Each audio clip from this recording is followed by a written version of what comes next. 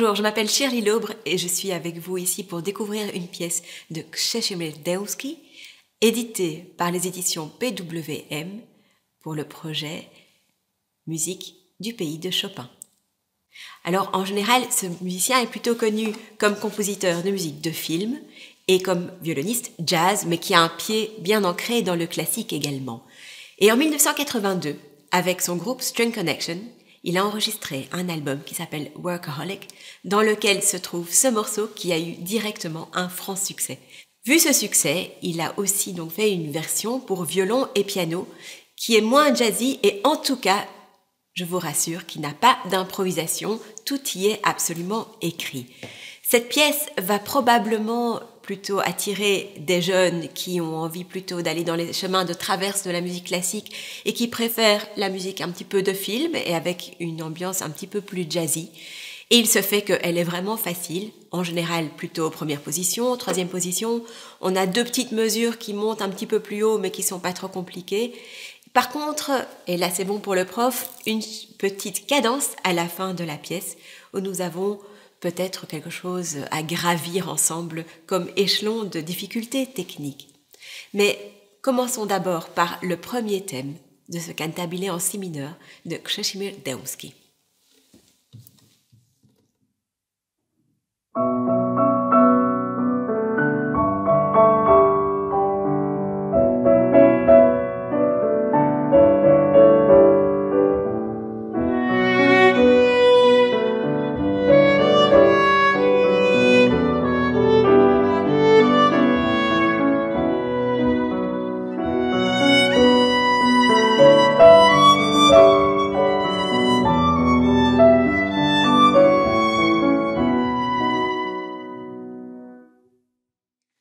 Vous voyez, le fil est assez souple et on peut insister vraiment sur la souplesse de la main droite pour éviter d'avoir une carrure en 4 qui est un petit peu trop carrée.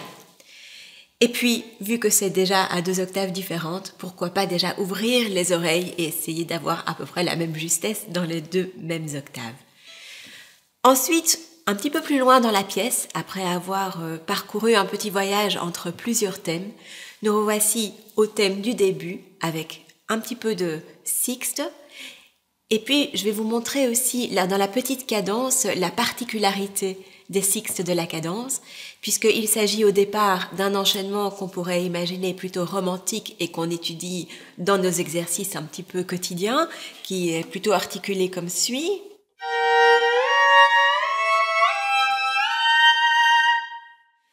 Mais là, le compositeur y ajoute une septième qui se résout dans la sixte et ça donne toute la couleur un petit peu jazzy qui est assez agréable pour cette pièce et pas plus difficile puisque la main est placée de la même manière.